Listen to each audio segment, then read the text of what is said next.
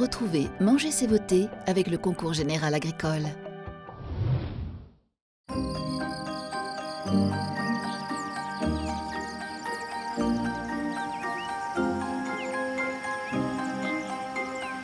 Bonjour, vous qui connaissez vos châteaux de la Loire sur le bout des doigts, vous savez qu'on est à Azay-le-Rideau.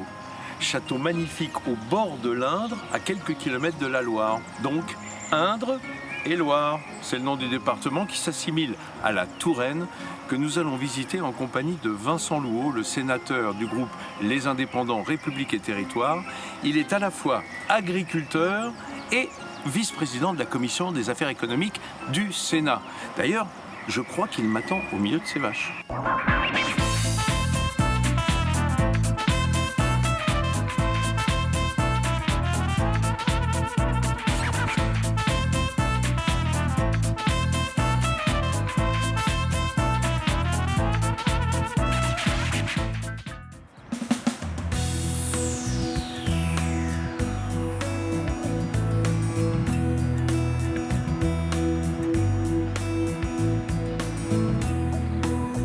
Ce sénateur, si vous m'avez amené ici, c'est que vos racines sont ici et que c'est votre métier, agriculteur. Sénateur, c'est pas votre métier.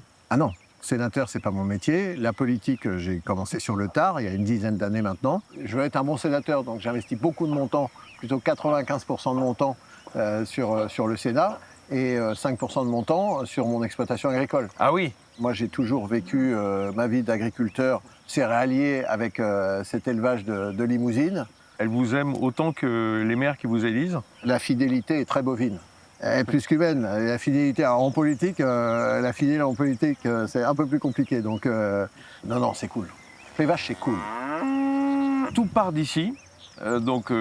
Famille d'agriculteurs. Votre père, sénateur avant vous, agriculteur et sénateur. Mon père a commencé, j'avais 4 ans. Moi, je commence il y a 10 ans, donc j'avais 43 ans.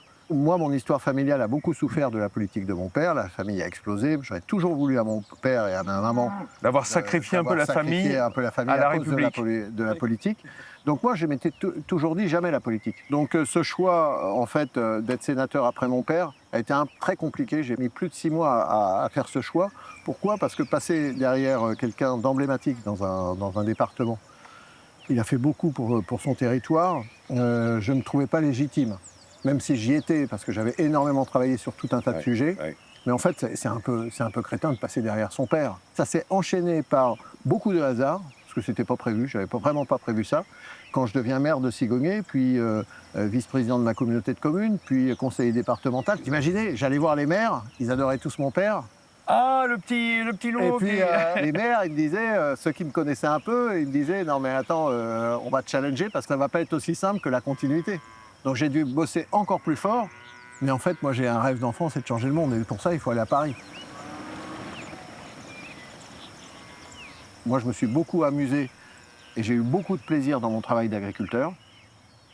J'ai peut-être été au bout de tout ce qui se passait, parce qu'on a quand même pris des ch'tards changement climatique. Nous, on sait ce que c'est, on le prend dans la tronche tous les jours, le changement climatique. L'impact aussi de la mondialisation, l'agriculture, c'est le seul qui vend ses produits au cours mondial. Je vends du blé au cours mondial. Vous vous rendez compte qui est payé au cours mondial en France aujourd'hui? Et aussi ce millefeuille administratif, 36 000 communes, vous savez, c'est pas moderne. 36 000 communes. Le plus dur pour moi, c'est de rester calme, en fait, dans ce monde parisien, d'entre-soi, de technocratie, qui, au bout du compte, ne comprend pas le vrai mal-être de certains Français et des Français globalement. On va dire de la ruralité dans son ensemble, et pas seulement. Et pas seulement. Et moi, tout mon job, ma défense à Paris, je tape, et je lâcherai jamais rien, en fait.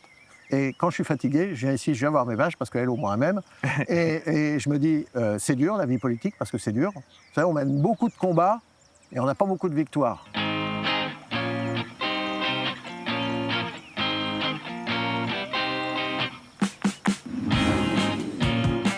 Nous nous rendrons au foyer de Cluny, à la fois EHPAD et ESAT, établissement d'aide par le travail, où l'on prend soin autant des pensionnaires que des équipes.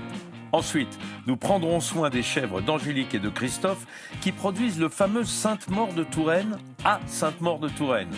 Munis de ce beau fromage, nous irons chercher du pain chez Jérémy Hébert, à la fois paysan, meunier et boulanger bio. Et rien ne s'accordera mieux à cette tartine que le vin de Vouvray que nous découvrirons chez les Foreaux, au domaine du Clos-Nodin.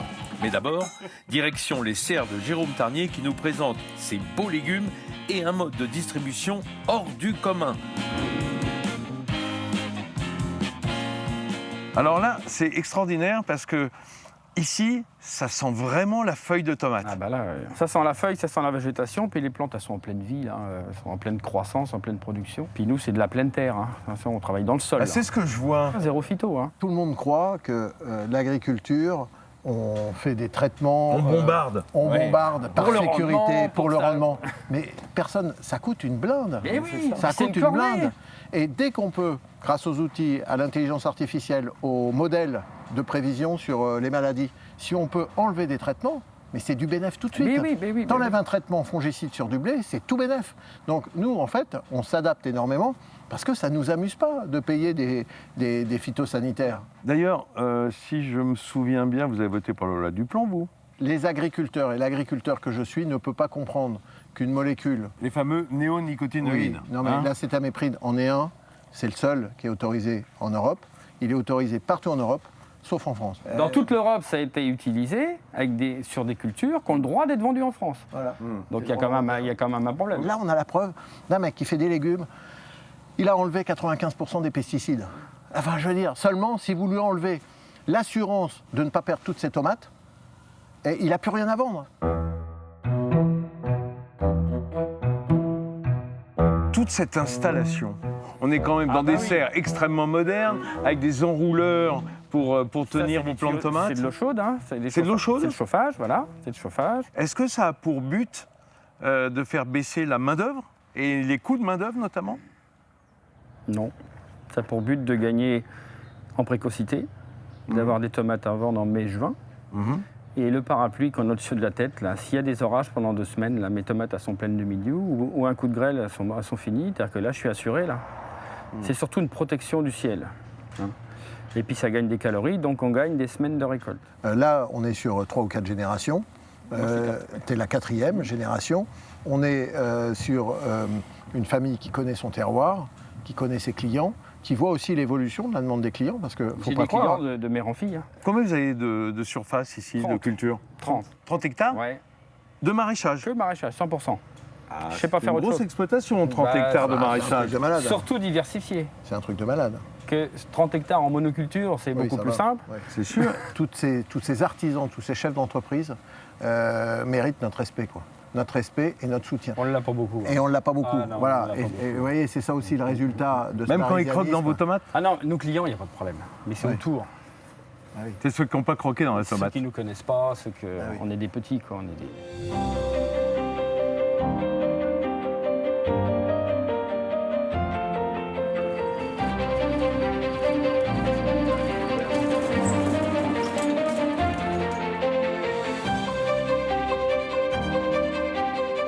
Ah, mais c'est incroyable! Mais il y en a combien des casiers de distribution Et comme en ça? légumes, il y en a 140, je sais Et il n'y a plus. pas que des légumes ici? Il y a nos légumes et il y a aussi autre chose. Jus de fruits, Fromage, tout. beaucoup de choses, beaucoup de choses. beaucoup de Viande. choses. La nouvelle façon de consommer, c'est une Et réalité. c'est des en nouveaux fait. consommateurs. C'est Et avant, voilà. on n'était que sur le marché. Il y a des gens, c'est pas leur truc, ils n'ont pas le temps, ils ne veulent pas passer 2 Ils heures. sont pas levés. C'est trop voilà. tôt, trop tard, c'est pas Ouais. le jour, machin. Là, c'est toutes les heures. Voilà. Et 9h le soir, 7h le matin, tu fais, Ouais. tu fais tes courses.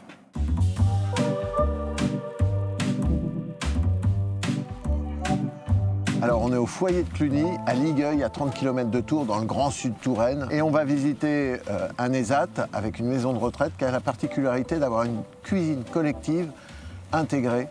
Ah! Alors on mange bien ici. Ah bah là, on mange bien. Ah, super! Bonjour messieurs! Monsieur le sénateur. Bonjour. Bonjour. Bonjour! Bonjour, bienvenue au Foyer Cluny.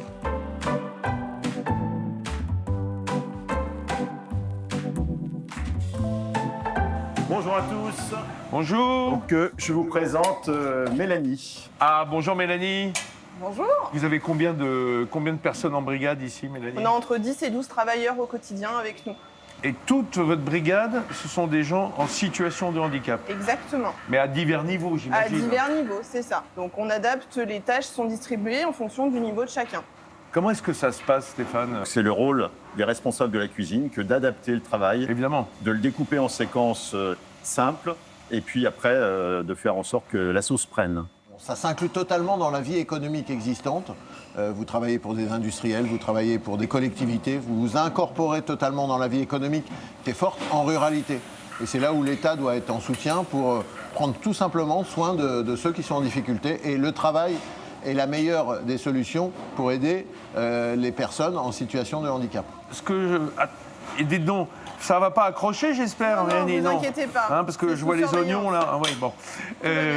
Globalement, combien de tickets pour un Nous repas sommes ici aux alentours de 3,50 € par repas. En coût matière. En coût matière, C'est-à-dire les exactement. produits. Et les produits, voilà, c'est ça.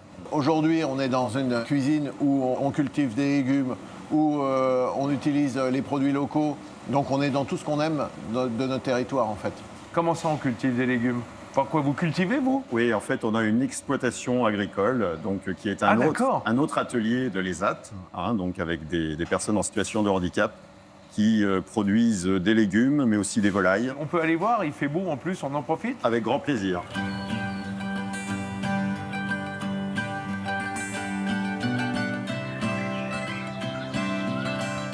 Nous sommes arrivés à la ferme de l'association et je vous présente Zoé de Witt. Bonjour Zoé. Bonjour Zoé. Alors Zoé, elle s'occupe des poulets, Tout à fait. Entre autres, oui. entre autres. C'est une grosse partie de votre activité ou... Oui, la ferme est composée de 3 ateliers différents. Qui Donc sont l'élevage avicole, le maraîchage et les céréales. Qu'est-ce que c'est comme race, ça? C'est une race locale, C'est les du roux connu. Du counu. Tout ce qui sort d'ici est distribué vers quel type de consommateur? La cuisine centrale Vous d'abord, voyez, voilà. ensuite... Les particuliers. Là, on a une petite tuerie, donc avec un agrément. Mhm. Mais par contre, nous n'abattons que nos volailles. C'est ça. Poulet, géline de Touraine, pintade, et puis quelques chapons pour les fêtes de fin d'année que l'on produit. Et c'est beaucoup moins lourd que de devoir envoyer parfois à 100 km dans un abattoir des bêtes qui reviennent après au point de départ. Et beaucoup d'abattoirs en France ferment. Toutes les semaines, il y a des fermetures d'abattoirs. Et on perd ce tissu d'aménagement du territoire qui est très important. Alors nous, comme l'abattoir est sur la ferme, les poulets arrivent à l'abattoir en 2 minutes maximum. Donc ça permet de ne pas créer de stress sur la volaille. Et Celui ça du transport, en Tout à fait, hein, fait. et du regroupement, du tassement le dans fait les d'être camions. dans des caisses et tout ça. Et donc on le voit sur la viande. Ça Ouais. change tout. Là, on est dans un système qui est vertueux et qui marche. Et il le prouve depuis 20 ans. Et vous voyez, certains veulent inventer la poudre tous les jours et nous font des grosses leçons de morale en disant « Monsieur le maire, on va faire une ferme, on va faire des légumes qui vont coûter 10 fois le prix d'un légume », alors qu'ils n'ont jamais traversé la rue pour aller voir des vrais éleveurs ou des maraîchers bio qui sont à quelques kilomètres de leur village. Et il faut aller voir l'environnement dans lequel on vit quand on est un élu.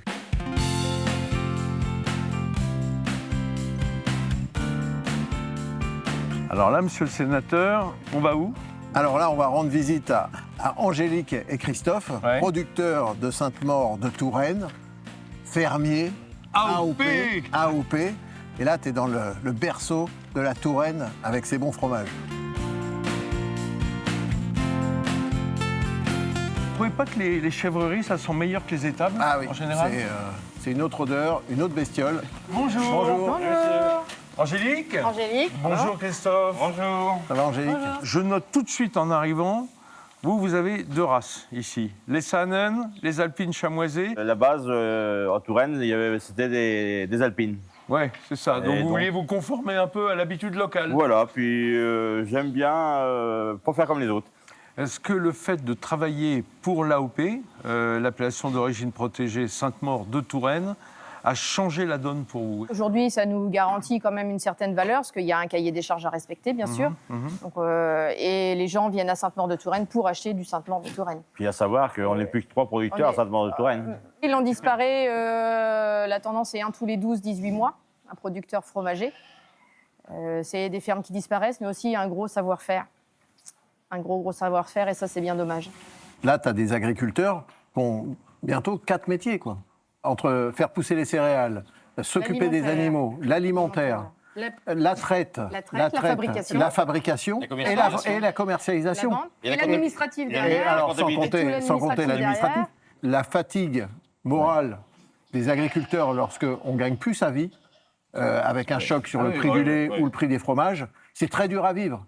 Parce que c'est vécu comme une grande injustice. Tu fais plutôt 80 heures, 90 heures par semaine, et tu te retrouves à tirer le diable par la queue, à avoir du mal à élever tes gamins, et ça plombe toute la famille. Il faut vraiment que nos habitants ils se rendent compte que la valeur de l'alimentation, c'est autre chose qu'un acte d'achat, quoi. C'est que derrière, il y a énormément de main-d'œuvre, de personnes, de contraintes, et qui aiment leurs animaux. Parce que si en plus, on te parle du bien-être animal, et là on voit bien que les chèvres, elles sont heureuses, elles sont pour certaines, en train de bronzer au soleil, tout ça, ça demande un peu de respect, quoi. Oui, parce qu'il faut dire qu'on connaît bien le Sainte-Maure, qui est donc une bûchette cendrée, dans lequel on va mettre une paille qui aide à tenir le cahier frais, hein, parce qu'effectivement, comme c'est long, ça a tendance à se péter par le milieu.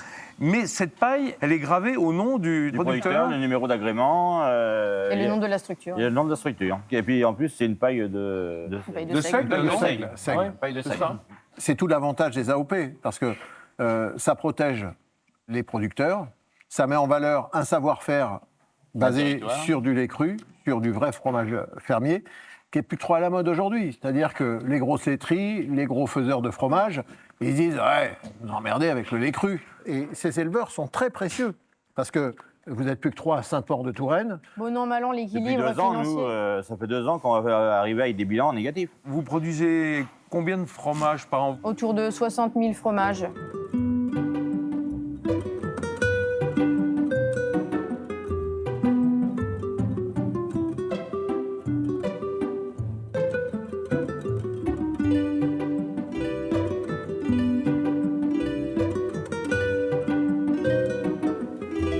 Mais qu'est-ce qu'on fait là?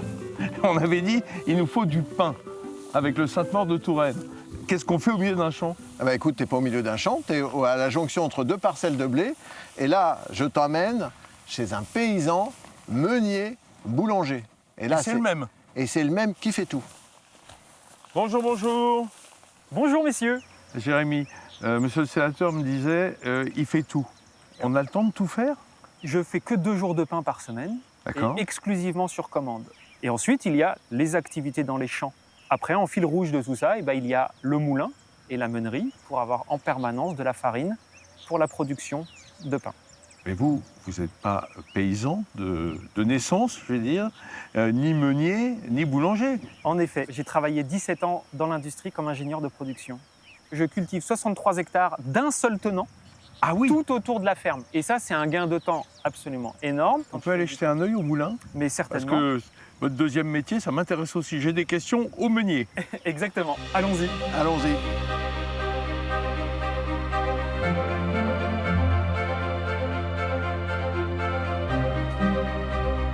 Et donc, voici le moulin, messieurs. Ah ouais. Ah ben moi je voyais pas ça comme ça. Faut dire que j'avais pas vu les ailes du moulin. C'est très petit comme moulin. C'est ce que les gens remarquent beaucoup. Il est alimenté électriquement. Ouais. Et donc je vais vous montrer comment il fonctionne.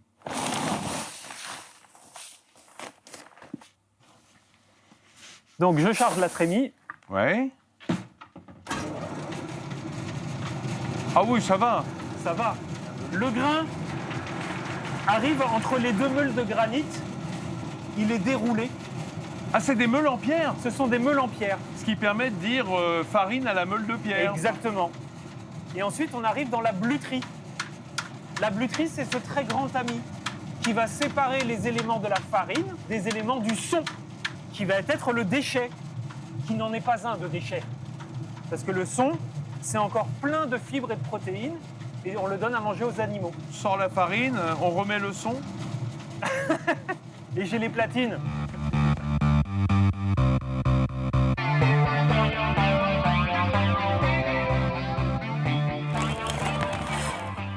Et voilà. Donc là, c'est vrai qu'il a sa belle couleur. Il a sa belle couleur jaune. On a une mie qui va être un petit peu plus dense qu'une boule de blé, mais vous allez pouvoir apprécier les aromatiques ça sent bon, ça. D'un tel produit. Voilà. Voilà. C'est pas mal, hein.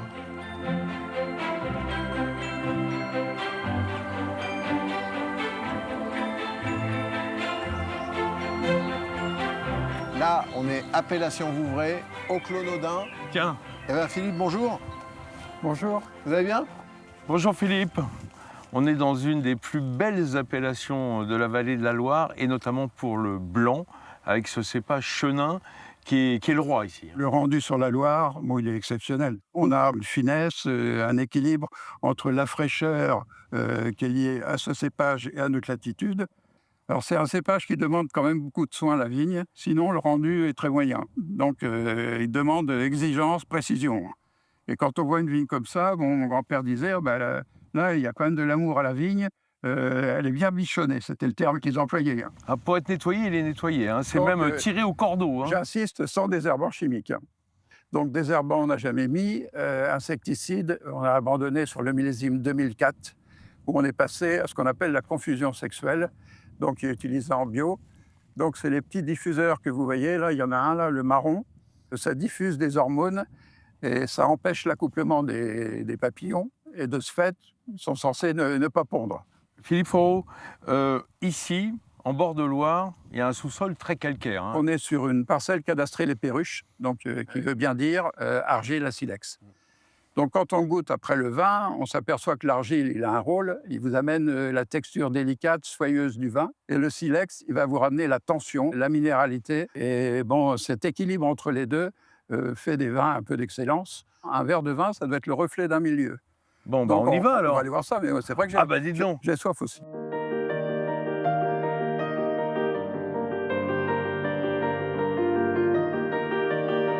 Ici, on est dans les fameuses caves de tuffeau des bords de la Loire, quoi. Ouais, puis quand on sait que c'est la famille qui l'a creusé, à chaque fois que je rentre dans cette cave, il y a de l'émotion.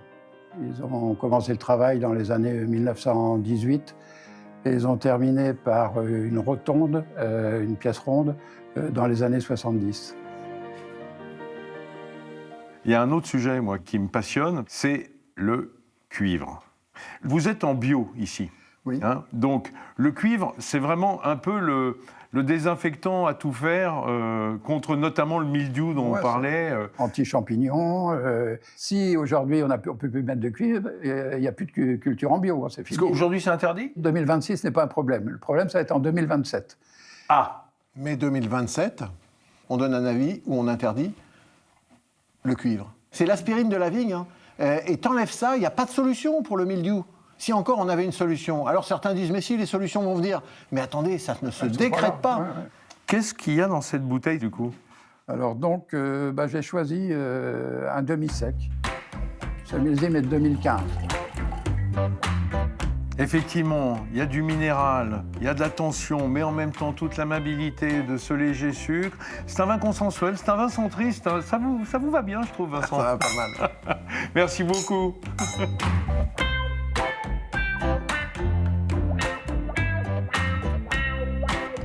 J'ai eu envie qu'on termine cette journée en bord de Loire. Face au château d'Amboise, on est super fiers.